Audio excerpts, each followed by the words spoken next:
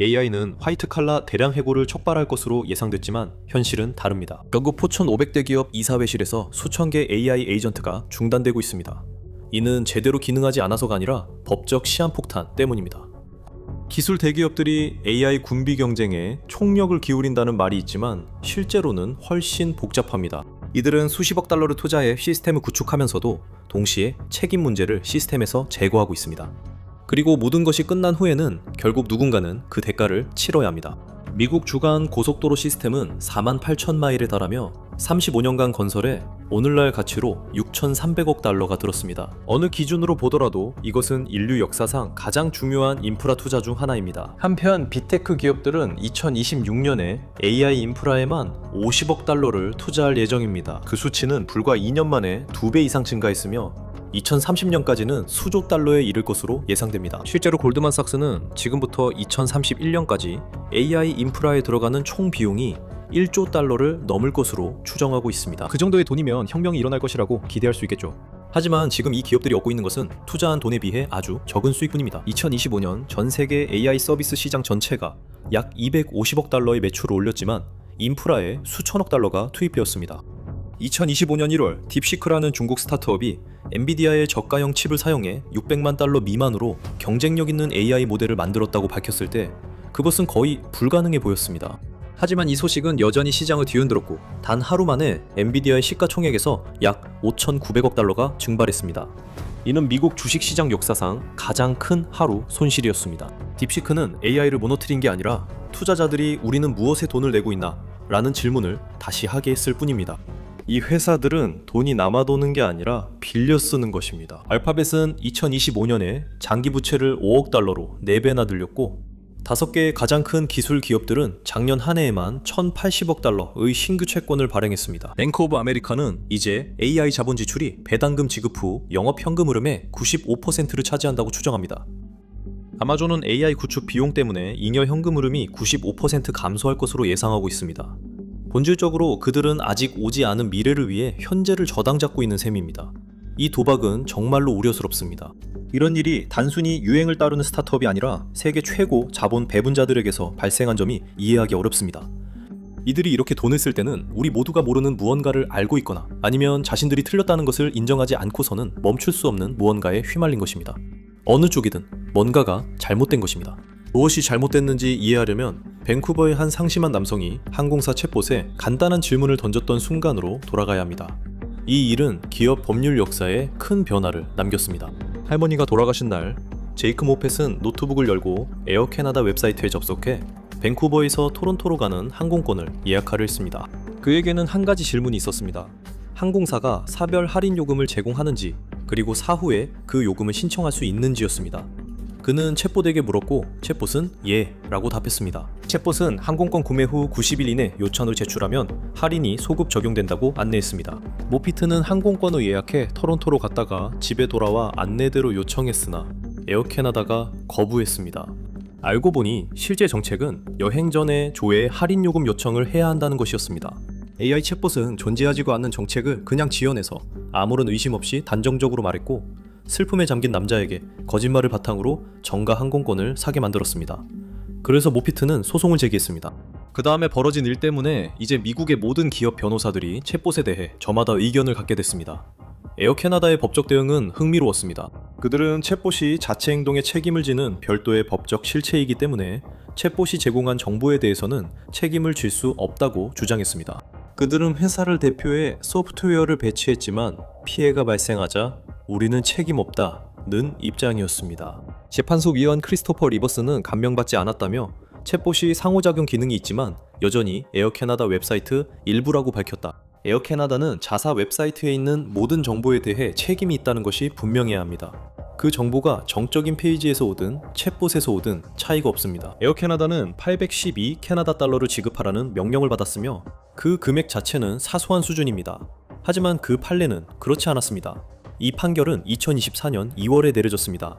이후 언론에 크게 보도되진 않았지만 기업들의 공황이 SEC 제출 서류 위험 요소에서 드러났습니다. 2020년에는 상장 기업의 4%만이 연례 보고서에서 AI를 중대한 위험 요소로 언급했습니다. 하지만 2024년에는 그 비율이 43%로 증가했습니다. 포춘 500대 기업 중 56%가 AI를 공식 위험 요소로 명시하며 미디어 엔터테인먼트 기업은 92%에 이릅니다. 미국 증권거래위원회 SEC 자체도 더 구체적인 공시를 요구하는 집행소안을 보내고 있으며 2024년 한 해에만 82억 달러에 달하는 재정적 제재를 부과했습니다. 기후변화 관련 공시가 미국 기업 전반에 확산되기까지 수십 년이 걸렸습니다. 인공지능은 이 일을 3년 만에 해냈습니다. 에어캐나다 판결은 인공지능이 고객에게 한 말이 곧 당신의 말임을 확립했습니다. 소프트웨어의 책임을 미룰 수 없습니다. 기계를 가리키며 모른 척할 수도 없고 결국 당신이 그 기계입니다. 사실을 꾸미지 않는다는 보장이 없는 기술에 대해 그 판결은 절대적 확실성을 만들었습니다. 인공지능을 대규모 도입하면 책임이 따릅니다. 더 큰 의문은 그 비용을 감당할 사람이 남아있을지입니다. 2024년 7월 리서치 및 자문회사인 가트너는 2025년 말까지 최소 30%의 기업 생성형 인공지능 프로젝트가 개념 검증 이후에 중단될 것이라고 예측했습니다. 2026년 4월이 되자 그들은 원래의 추정치를 수정해야 했습니다. 실제로는 지난 2년 동안 시작된 기업 AI 프로젝트의 약 40%가 출시되기 전에 폐기된 것으로 드러났습니다. 한편 가트너는 기업들이 주목하는 차세대 AI 도구인 에이전틱 AI 프로젝트의 40% 이상 이 2027년 말까지 취소될 것으로 예측합니다. 실패한 프로젝트는 계속 늘고 있습니다. S&P 글로벌 마켓 인텔리전스는 이에 대해 좀 더 구체적인 수치를 제시했습니다. 평균적으로 한 조직은 AI 개념 검증의 46%를 실제 운영 단계에 도달하기 전에 폐기했습니다. 시작된 프로젝트의 실제 운영 단계 도달 비율은 48%에 불과하며 프로토타입에서 출시까지 평균 8개월이 걸립니다. 즉 8개월간 엔지니어링 시간, 인프라 비용, 경영진의 관심이 결국 무엇이든 출시하게 될 가능성이 반반인데 투자되는 것입니다. 맥킨지의 2025년 말 전 세계 조직 설문조사에 따르면 88%가 최소 한 가지 비즈니스 기능에 AI를 사용 중입니다. 성공 사례처럼 보일 수 있지만 실제로 수익에 측정 가능한 영향을 줬다고 답한 비율은 39%에 불과합니다. 최대 61%는 비즈니스에 아무런 의미 있는 재정적 영향이 없었다고 보고했습니다. 10개 중 6개 기업 이 AI를 도입했지만 측정 가능한 수익을 제시하지 못하고 있습니다. 그 이유들이 너무 익숙해서 가트너가 아예 이름까지 붙였을 정도입니다. 데이터 품질 저하, 리스크 관리 미흡, 비용 증가, 불분명한 비즈니스 가치입니다. 각 프로젝트는 구축과 배포에 500만 달러에서 2천만 달러가 소요됩니다. 이를 포춘 500대 기업의 수천 개 이니셔티브에 곱하면 수백억 달러가 기업의 무덤에 묻히는 셈입니다. 빅테크 기업의 경우 상황은 더 심각합니다. 2024년 딜로이트 설문조사에 따르면 기업용 AI 사용자의 47%가 AI가 단순히 만들어낸 콘텐츠를 바탕으로 최소 한 번 이상 중요한 비즈니스 결정을 내렸다고 인정했습니다. 즉 절반 가까운 사람들이 이미 현실 세계에 실제 결과를 낳는 상황에서 AI의 환각을 신뢰했다는 뜻입니다. 물론 2024년 이후로 많은 변화가 있었습니다. 에이전틱 AI가 발전함에 따라 효율성 혁명은 여전히 우리가 바라는 가능성으로 남아있습니다. 그러나 여러분이 시장의 계산에서 직접 본 결함이 왜 보이지 않는지 궁금해하지 않았다면 인간이 아니었을 것입니다. 특히 예상치 못한 곳, 즉 보험 계약에서 나타나는 기업들이 느끼는 특유의 불안이 있습니다. 기본적으로 위험을 정확하게 평가해서 가격을 매기는 능력에 전적으로 의존하는 사람들이 어떤 것을 보험에 들 수 없다고 판단한다면 그것은 보통 엄청난 경고 신호입니다. 2026년 1월 보험서비스 사무국은 생성형 AI를 겨냥한 새로운 면책 조항을 도입했습니다. 생성형 AI가 피해를 일으켜도 반드시 보장된다고 생각하지 마세요. 새 보험 약관은 AI가 만든 텍스트, 이미지, 오디오, 비디오, 코드 관련 청구를 제외하기 시작했습니다. 이는 모든 대형 언어 모델에 해당합니다. 챗봇, AI 코파일럿, 자율 에이전트, 이 모든 것들이 검은 잉크로 표시되어 미국 기업의 82%를 보장하는 보험에서 제외되었습니다. 2024년과 2025년에 보험사들은 약관을 더 엄격하게 하고 제외 조항을 추가하면서 기존 보험에서 AI 보장 범위를 좁혀왔습니다. WR 버클리는 이사 및 임원 책임, 오류 및 누락, 그리고 수탁자 책임, 보험 전반에 걸쳐 AI에 대한 절대적 제외 조항을 도입했습니다. AIG는 그것을 보고 우리도 따라하겠다고 했습니다. 그레이트 아메리칸 인슈어런스도 뒤따랐고 처브, 트래블러스, 버크셔 해서웨이는 각각 제외 조항에 대해 주 규제 당국 승인을 받았습니다. 주 규제 당국은 이러한 요청의 80% 이상을 승인해왔습니다. 업계는 이미 이런 상황을 경험한 적이 있습니다. 10년 전 사이버 보험도 똑같은 과정을 겪었습니다. 청구 증가 전엔 암묵적인 보장이 있었고 이후 제외 조항이 추가됐습니다. 결국 많은 회사가 감당 못할 보험료로 독립 상품이 나왔습니다. AI 책임 시장도 같은 사이클을 빠르게 반복 중입니다. 보험회사들은 도덕적 행위자가 아니며 단순히 불쾌하다고 제외하지 않습니다. 숫자가 맞지 않아 제외하는 것입니다. 그들은 2024년과 2025년 내내 AI 책임 위험을 보험료에 반영하려고 시도했지만 보험사 중 42%는 AI 위험 지표를 전혀 추적하지 않는다고 보고했습니다. 위험을 측정할 수 없으면 가격을 매길 수 없고 결국 제외하게 됩니다. 법률 시스템은 AI의 행위는 곧 당신의 행위라고 했습니다. 보험 업계가 우리는 그걸 보장하지 않는다고 하자 대중에게 공개된 AI를 계속 운영하던 기업들은 모든 책임을 스스로 떠안아야 했고 동시에 가치 대부분을 잃어가던 하드웨어까지 안고 있어야 했습니다. 2023년 여름, 만약 당신이 AI 경쟁의 시작점이 된 핵심 칩인 엔비디아 H100 GPU 한 대를 임대하고 싶었다면 시간당 7달러에서 10달러를 지불해야 했습니다. 중고시장에서 한 대를 바로 사려면 카드 한 장당 5만 달러가 필요했습니다. 스타트업들은 H100을 자산처럼 대차 대조표에 올렸고 벤처 캐피털리스트들은 포트폴리오 회사들에게 장부에 몇 대나 가지고 있는지 물어봤습니다. 엔비디아 시가총액은 곧 1조 달러를 돌파했고 계속해서 상승했습니다. 2026년 2월에는 5조 달러에 도달했습니다. H100은 잠깐이지만 어지러울 정도로 지구상에서 가장 전략적으로 가치 있는 하드웨어였습니다. 하지만 오늘날에는 시간당 2달러에 빌릴 수 있습니다. 2025년 6월 AWS는 H100의 가격을 하룻밤 사이에 45% 인하했습니다. 그 직후 중고시장도 붕괴되었습니다. AI 붐 때 5만 달러까지 팔렸던 GPU들이 갑자기 그 절반도 안 되는 가치로 떨어졌습니다. 한때 35만 달러가 넘었던 H100 서버 시스템 전체가 이제는 최고가의 일부만 받고 거래되고 있었습니다. 2025년 한 해에만 300개가 넘는 새로운 GPU 클라우드 제공업체가 시장에 진입했지만 이들 모두가 누구의 예상만큼도 팔리지 않던 처리 용량을 내놓고 있었습니다. 수천 개 회사가 손해를 감수하면서도 그래픽카드 판매처를 고민합니다.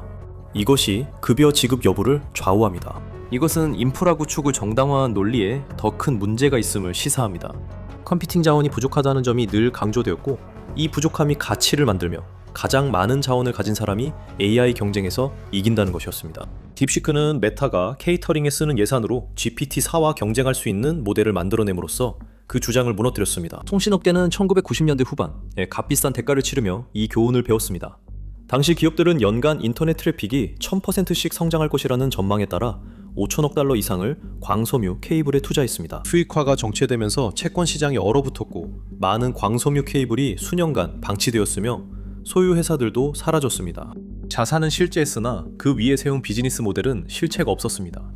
2010년대 구글이 많은 광섬유를 설치해도 해결하지 못했습니다.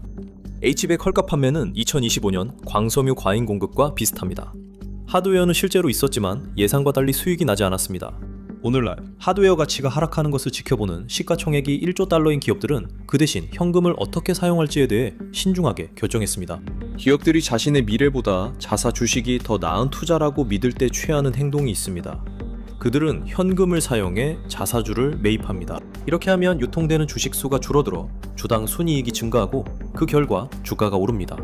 투자자들은 이를 좋아하고 이사회도 좋아합니다. 모두가 이익을 얻는 셈이죠. 하지만 이는 방 안의 가장 똑똑한 사람들이 모든 기회를 검토한 후 미래 대신 이미 수익이 나는 것에 베팅했다는 신호이기도 합니다. 최근 5년간 AI 혁명을 가장 외치던 기업들이 이런 행동을 대규모로 해왔고 그 규모는 이해하기 어려울 정도입니다. 알파벳은 약 2,800억 달러를 자사주 매입에 사용했습니다. 메타와 마이크로소프트도 수백억 달러를 썼습니다. 최근까지 AI에 대해 거의 언급하지 않았던 애플은 지난 10년 동안 자사주 매입에 7,040억 달러를 썼습니다. 그 금액은 S&P 500에 속한 488개 기업의 전체 시가총액보다 많습니다. 그리고 데이터 센터 비용이 쌓이기 시작했죠. 모든 돈이 사라졌습니다. 2024년 9월 마이크로소프트는 주주들에게 600억 달러 자사주 매입을 약속했습니다. 이것은 회사가 자금이 넉넉하고 자신감 있으며 주주에게 현금을 돌려주겠다는 의지를 보여주는 신호였습니다. 1년이 지난 후에도 그 약속 중 573억 달러는 여전히 전혀 사용되지 않은 채 남아있습니다. 마이크로소프트는 생각을 바꾼 건 아니지만 남는 돈이 모두 서버, 데이터 센터, AI 인프라에 투자되도록 방향이 바뀌었습니다. 즉 그들은 약속은 했지만 실제로 이행할 여력은 없었습니다. 이것이 AI 군비 경쟁의 내부입니다.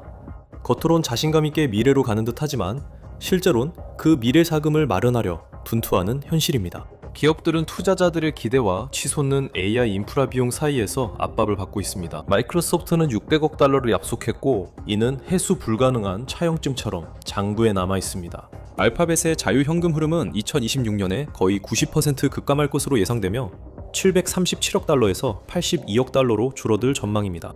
그리고 2025년에 알파벳, 아마존, 오라클, 메타, 마이크로소프트는 운영을 유지하기 위해 채권을 통해 1210억 달러의 신규 부채를 발행했습니다.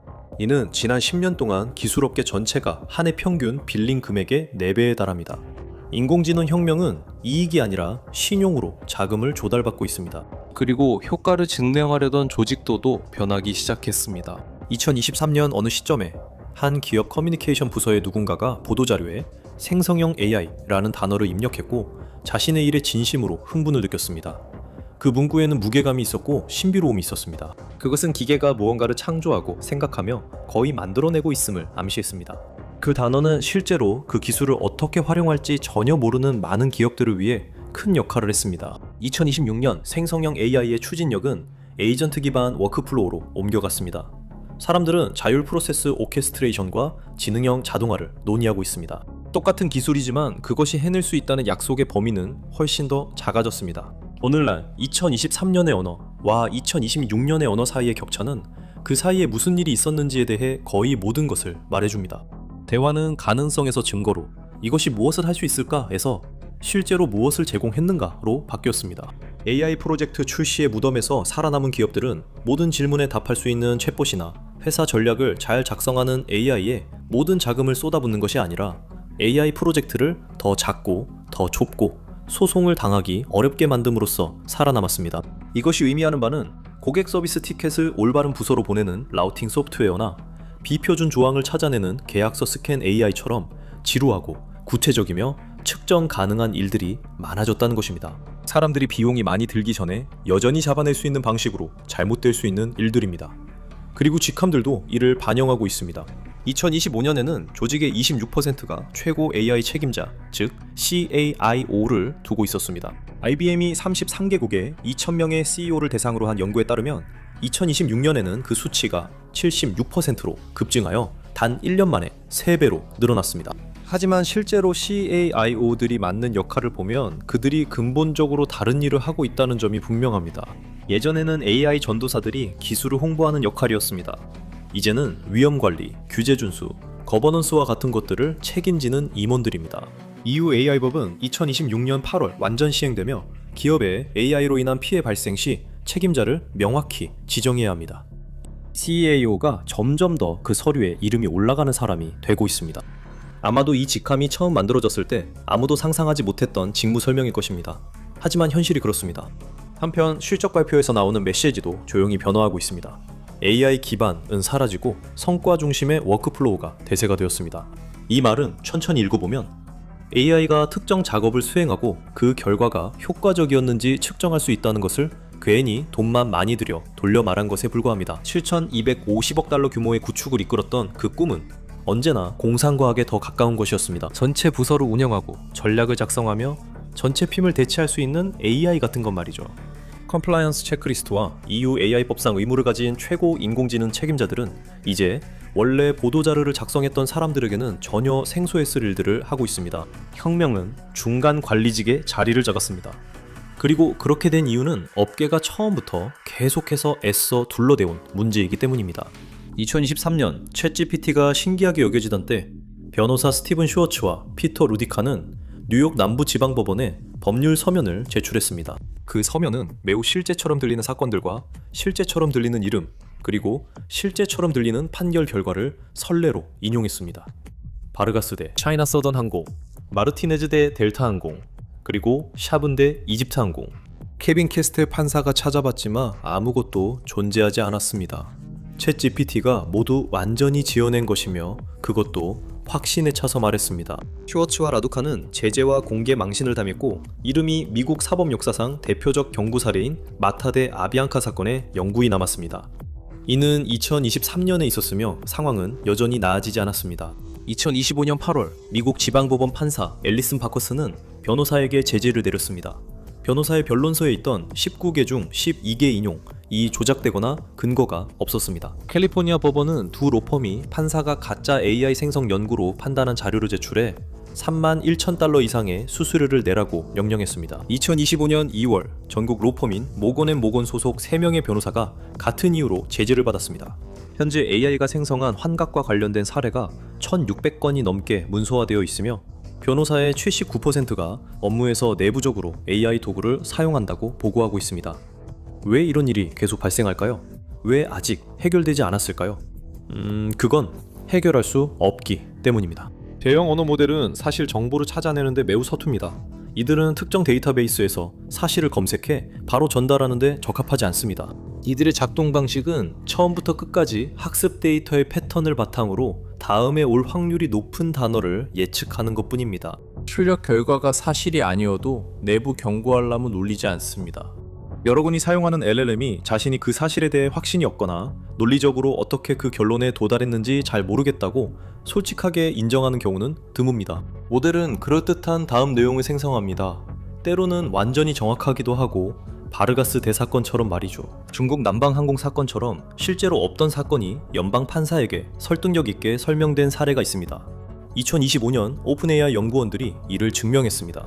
그들은 LLM 환각 현상이 시스템의 텍스트 생성 방식 때문에 수학적으로 불가피하다고 결론지었습니다. 이들의 유용한 예측 메커니즘이 거짓말을 하게 만드는 메커니즘과 같습니다. 둘 중 하나만 가질 수는 없습니다. 수치는 그리 좋지 않습니다. 2026년에 37개 모델을 대상으로 한 벤치마크에서 환각률이 15%에서 52%까지 나타났습니다. 이것들은 돈으로 살 수 있는 최고의 모델이지만 가장 신뢰할 만한 모델도 7번 중 1번은 틀립니다. 스탠퍼드에서는 특히 법률 지리에서 58%에서 88%의 환각률을 발견했습니다. 의료 사례 요약에서는 완화 조치 없이 64%가 환각을 보였습니다. 업계 선도 모델들의 평균 환각률은 약 22%입니다. 즉, 여러분 회사가 고객과 대화하도록 배치한 AI가 5번 중 1번은 확신에 차서 잘못된 답변을 한다는 뜻입니다. 최신 추론 모델은 이전보다 환각이 더 많으며 이 기술은 0으로 수렴하고 있지 않습니다. 이 기술은 예전보다 덜 처참한 수준으로 수렴할 뿐이며 이는 전혀 다른 얘기입니다. 이런 비율로 사실을 잘못 말하는 직원은 첫 주도 못 버틸 겁니다. 이 시스템이 수백만 명에게 동시에 배포된 사실은 또 다른 의문을 제기합니다.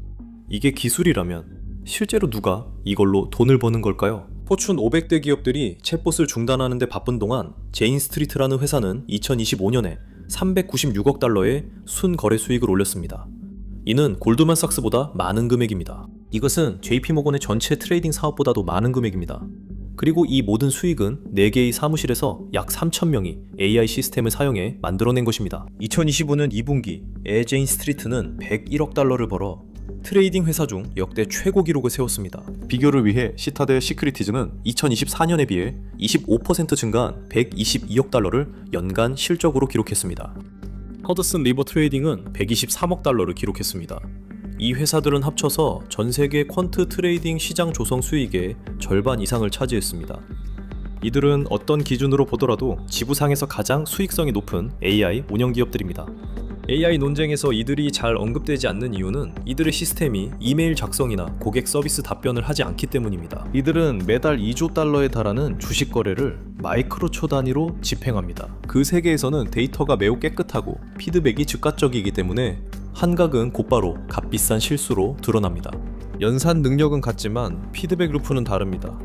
제인 스트리트의 AI가 틀리면 시장이 바로 알려주고 그 실수의 대가를 돈으로 치르게 합니다.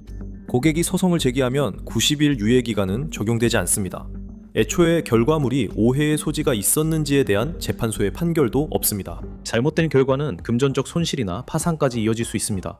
이는 즉시 재학습을 유도하며 시스템은 개선이 불가피합니다. 개선 없이는 생존이 어렵기 때문입니다. 지금까지 AI 혁명의 승자들은 잘못된 답이 빠르게 발견되고 실제로 금전적 손실을 초래하며 즉각적인 수정이 강제되는 문제를 찾아낸 기업들입니다. 이러한 AI 모델들은 기업용 챗봇에는 없는 매우 냉정한 심판을 가지고 있습니다.